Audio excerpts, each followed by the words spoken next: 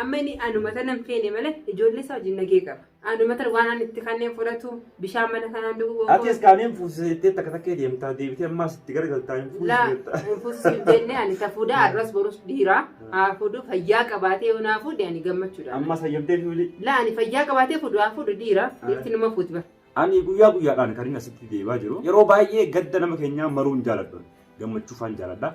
Har'a waan gammanneef akkanatti as baanee haadha sabaatee wajjin akkanatti si maruu dandeenye. Daawwattoonni yaa galatoomee halkan guyyaa na wajjin rakkachuu jiranii hedduu yaa galatoomanii isaanii jaaladhaan isiniin kabajaa jaalatan akka naaf cinqabtan niin beeka na ulfaadhaa umrii dheeraadhaan isiniin jira. Rabbi sinaa jiraachisu warra rakkoo keessa jirus rakkoo teessan rabbi sinaa baasu oleessi keenya nu gammachiisee jirarra gammannee gammada jechuu barbaanneeti.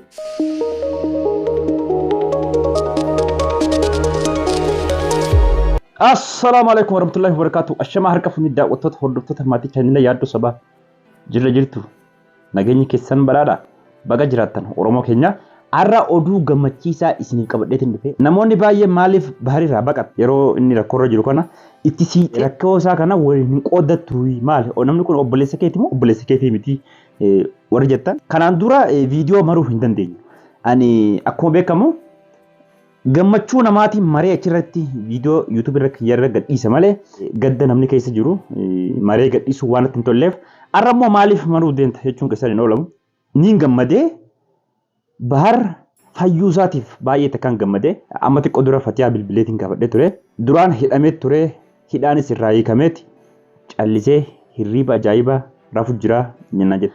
Akkuma kaleessa viidiyoo daawwattanii turtan kaleessa galgala bahar qabamee cuuphee harkaa fuudhamee hidhame sanii asitti immoo yaaddoo maal dhageessee jechuun keessan waan hafan qabneef erga sheekiin quraana itti qaree nama nagaa ta'eeti hirriiba isaa hamma yoonaa hirriiba irraa hin kaane hirriiba rafu jira hirriiba bareedaa rafee jira duraan hirriiba dhabe hirriiba rafuu hin danda'u yoo xiqqoo ija isaa kanatti walirra kaa'es hirriiba irraa daddafeeti hirriiba irraa kaa'a. Dafeeti aaraa hooma namni jedhutti duraan aara Fatiyaa baay'ee jibbaa akkasumatti sheekis baay'ee jibbaa bal'oo sanillee baay'ee jibbaa kanaafuu amma Fatiyaallee afaan nagaa itti dubbatee jira sheekichallee afaan nagaa itti dubbatee jira namoonni baay'een dhaqiitii viidiyoo marii naan jechaa jirtu isinillee tasgabbaawaadha hin burjaaja'inaadha bahar nagaa qabaa nagaa harkatee jira baarga akkuma beekamu ni beeytanii dubartoota kana jalaa hin dhaabbatu. Durba jaalata. Kanaaf durbi kuni si jaalattee yoo sirraa dhabde waan hin taane faasitti tolchuu dandeessi. Waan hin taane sirratti hojjechuu dandeessi. Kanaaf daawwattoota hordoftoota keenya amma daddaffitti sa'aatii kana keessatti gara mana bahar deemee viidiyoo irraa maree isiniif kan hin gadhiisu ta'a daawwattoota hordoftoota keenya hamma xumuraa viidiyoo kanatti nu faana. Assalaamu alaikum warahmatullahi wabarakatuh. Ashamaa harka fuunee daawwattoota hordoftoota maatii chaanala keenyaa jirtu nageenyi keessan badhaadha. Daawwattoota hordoftoota keenya deebi'ee dhufeetiin jira. Namoonni baay'een na komachaa jirtanii maaliif bahara obboleessa kee biratti argamuu diddee maaliif gargaaruu diddee jettaniiti namoonni baay'een na komachaa jirtanii ani immoo guyyaarraa dhufaatiin jira. Viidiyoo garuu maruu hin dandeenye maaliif waan akkana tana viidiyoo maruu waan natti hin toliniif callisee viidiyoo maruu dhiisanii kunoo Fatiyaa ragaan tiyya na bira jirti dubbattu salaamtaa jiru. Assalamu alaikum warahmatullahi wabarakatuh. Akkam jirtan hordoftoota fi hojjettoota keenya akkam nagaa qabdanii jirtan baga jiraattan nutis jirra alhamdulillah kunoo har'aan tana yaaddoon na bira dhufe dhugaa dubbachuuf dhufu jira garuu takkaa viidiyoo waraabnee isin maaliif jettan dhufeetuma ilaalee nu gaggaafateetuma deemu jira har'a immoo dirqama daawwattoota naamanuu qabaa jee viidiyoo isin qabee dhufe. Akkasii galatoomuu dhufee ilaaluu jira nu gaafachuu jira nama hedduu yaaddoo qofaa miti ijoollee teenya hedduu dhufuu jiranii bas namni mijaa'uuf yeroo haalaatu mijoonee viidiyoo waraabuuf dhufanii na gaafatanii ilaalanii deemuu jiranii nama haa galatoomuu jira. Bahar maalirra jira amman tana eessarra ga'ee jechuun keessan hin oolamu. Daawwattoota hordoftoota keenyaa har'a fuula kiyyaa fi Fatiyaatiin numa beektanii. Gammannee jirra isinillee gammadaadha. Bahar kanaan dura ablee lafa kaa'uu dideeti namni hedduu takka sodaataa turre ableedhaas lafa kaa'ee jira nagaa ta'ee jira amma dubbii inni dubbatu haasawa babbareedaa namaa wajjin dubbachuu jalqabee jira namattis fiiguu dhiisee jira kanaafuu har'a gammachuu bareedduu ta'e qabnaa gammachuu tanamee Fatiyaanis gama isiitiin hasin ibsitu. Dhugaa duraan ablee lafa kaa'u jeeti. Abluma sanii ni fuunaa jennee hedduu tarkaanfilee fudhannee dadhabnee yaaddollee yeroo hedduu dhufee nu harkee baharallee wajjin xiqqoo haasaa godhee yeroo dura bas viidiyoo maruu hin barbaanne na fakkaata yeroo sanii. Amma immoo dirqama ka gammachuu hordoftoota keenya beeksisuu qabnaa jeetiin innis viidiyoo waraabbate.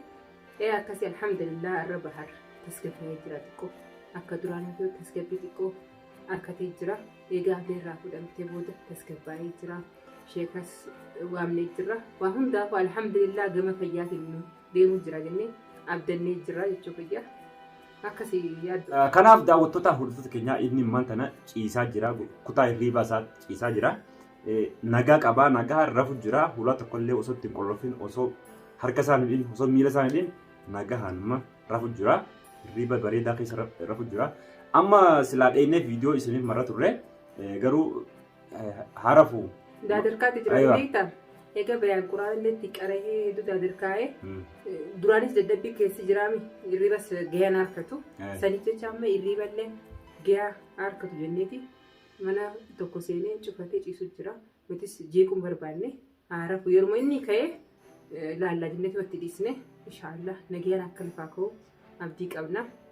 Akkasii hordoftoota keenya isinillee du'aa nu godhaan isin jenna. Daawwattoonni hordoftoonni keenya baay'ee takka isin jaalannaa yeroo rakkoo keessas yeroo bal'oo keessas nu bira dhaabbataa jirtanii keessattuu wayita wanni kanaaf hin dhufe hedduu takka nama biratti koomentis barreessitanii waatsaappiidhaas anumas dhufu jiru kana isaan takkaatu uchi dheeyitee hin beektu maal yaaddu afaan akkana maal namni kun gaafate hidhamte sanii nama siif jecha aarsaa guddaa kaffalee. Akkas jaanni beektaa bahar dhugaadhaa xiqqaa guddaan jiru rakkoo ilmaan saba isaa rakkate jennaan bakkee sanii dhaabbata. Dhugaadhaa sanumaafuu daawwattoonnis akkas jechuun jiranii maaliif bahar bakkee rakkoo ilmoon namaa rakkachuu jirti yoo jaan takkaffaa isaa dura dhaabbata. Saniif hin jaanii garuu anillee kunoo ragaa si beekin jira yaaddoo dhufu jira. Egaa nama dirqameeti keessattuu garuu gammachuurraa kan ka'een viidiyoo kana isin maruu dandeenye. Aariitti guddaa. Yeroo sheekaatti dubbatan san sheekuma sanii dhageettiin barbaada. Waanuma keessa jiru sheeka kana jibbisiisa. Waan isa keessa jirutu jibbisiisa. Amma hedduu akkan waan uuma sheeka biratti taasifna sheeka yaamnaash. Sheeka jennaan sheekuma tanaa isaa uwwisa. Sheekan barbaadu maal koomaatti jira nutis inshaallah sanuma barraa jenneeti ilaarraa rakkachuu jirra. Garuu amma eegaa ableerraa fuunee sheekas waamnee jira. Yeroo sheekni dhufee egaa waan jirus ilaallaa hordoftoota keenya isin beeksisna. Egaa namni kun bilaash akkanan ta'u uumaa keessa jira. Waan keessa jiru san yeroo dhageenya barree egaa nutis isiniif dhiyeessina. Daawwattoota hordoftoota keenya akkuma argaa turtan yeroo jarri haada fudhattee haadaan lafa qabdee isa hiitus yeroo sanii cuupheen inni silaa nama waramuudhaaf nama deemus irraa fuudhame garuu wanni sun waanuma sanuu cuuphama sanii wajjin isii haa kuchiisu waanuma isa kana godhu kanaaf jechuudha. Amma akka inni fayyee tokkotti kan inni akkamtaa fayyeetti ilaalu daawwattoonni keenyallee isinillee tasgabbaawa akka duraan isinirraa tasgabbaawadha. Nagaa ta'u jiru. Baay'een gara kiyyaan na komatamu jiru. Bahar maaliif bira dheeyitee bira hin dhaabbanne gaafa ati hidhamte sani hidhaa sarduun duraa qabu.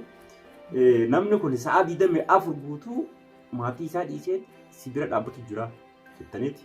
Hedduu takka anis numaan beeka waan dabre kaasaa turtan daawwattoota keenya. Ani guyyaa guyyaadhaan kan inni asitti deebi'aa jiru. Maaliif yeroo baay'ee gadda nama keenyaa maruun jaaladhu gammachuufaan jaaladha. Har'a waan gammanneef akkanatti as baanee haadha Hamzaatti wajjin haadha Sabaatti wajjin akkanatti maruu dandeenye viidiyoo. Nutis immoo waan maruu jirru viidiyoo tana inninis boru yoo fayyee inaaman ni beekta. Itti agarsiifta. Dirqama viidiyoo tana harkuu jenneeti haala inni itti jiru kana maruu jirra. Maaliif boru yoo fayyee bahar akkana turte jenneen ana muuja quba qabaateeti miti. Har'aan tana ifii quba qabu waan hojjechuu jiru kanaa hin beeku. Amma boruu bahar akkana taatee fayyitee hin jeen yoomin akkas ta'ee jira. Sinafoo nuti dirqamneeti viidiyoo kana waraabuu jirra. Alhamdulillah rabbi nurra haa guutu. Garuu Fatihaa asirratti namoonni tokko tokko wayita gaggabuun jiraame namoota gaggaban san wayita inni gaggabe san sila video irraa hin maranii sagalee isaatis hin baranii jechuun dhaga'e. Bahar gaggaba ga'u bar. Bahar rakkoon sana. Amma isoo qalbii isaa akka jijjiiramutti isa. Maraata akka isin illee miti. Inni maraatummaa asibiti wahii naaf isa jiddu godha. Amma inni anumata nam feene malee ijoollee isaa wajjin nagee qaba. Anumata waan ani itti kanneen fudhatu bishaan mana sanaan dhuguu. Ati kanneen fuusisee takka takkee deemtaa deebitee ammaas itti garagaltaa hin fuusisee. Fuusisee jennee ani tafuudhaa arras borus dhiiraa haa fuudhu fayyaa qabaatee yoo naa fuudhe ani gammachuudha. Ammas hayyamtee fi ani fayyaa qabaatee fuudhu haa fuudhu dhiiraa dhiirti numa fuuti bara. Atu barbaadda fuudha. Wayita fayyee viidiyoo sana dhagee ammas kee. Atu fuudha ni barbaadda namuu ni barbaada fuudha daawwattoota kiyya namuu naamanina namuu keessa jirti. Ni dhoofata garuu ani fayyaa naa qabaatee abbaan Hamza abbaan saba yoo niin fuudhaa jee fayyaan fuudhaami fuudhee jiraasi fuuti saasaaree miti garuu waan itti godhame kun akka inni anuma tana jibbee anuma kana wallaalee agartee gisee ani itti dubbadde dubbii takka ni oogustii dubbiin tiyya amma kana hunda irra gaafi waraabu jira borumaanii godhe yoomna akkas ta'e garuu jinnii ta'u ija namaa ta'u siirii ta'u rabbumaa beeka. Yeroo wallaaname sanbooda barraanamu inshallah ni baranti. Kanaafuu akkasii daawwattoota keenyaa dubartiin akka Fatihaadhaa hin jirtu ammallee jaarsi kiyya yoo naa fayye tabarbaade naa fuudhu yoo jirtu. Anillee ammoo asumarraa ka'ee gaafa inni fayye inni barbaade. Ati amma kanaaf deemtaa inni fuudha isaan dubbanne daawwattoota keenya yaaddoo waan biraan dubbisu deema fuudhee harkee jira. Naachittis fuudhee jira. Fuuti isaa faaree amti. Garuu fuudhi kun faayidaan qabu. Naa fayyee ani fayyuma qaba badala akkana ta'urra ani tafuudhaa sannagiyaa maaliif jiraateetuma garuu fuudhee narras fuudhee jira harkee jira fuuta isaa faaree amti fuudhaa waliin faayidaan qabdu warra lamaan godhatin yaaddoo fa'aa keessaa qaban fakkaatti. Ta'isaa nagaa rabbumaan anaa fayyisu fayyaasaa dura inshallah daawwattoota keenya du'aa inaa godhaa fi balloo jaanii. Balloo shawillee gartanii furdaa gabaabaa sanii. Gabaabaan deemtee raawwatu furdaa malee. Akkasiisa yoo nu bira dhaabbate gabaabaa dhagaa inni. Akkasi ni gabbatee fi. Akkasi. Inshallah garuu akkasuma ta'e inni sana haffalliidhaa akka qaama.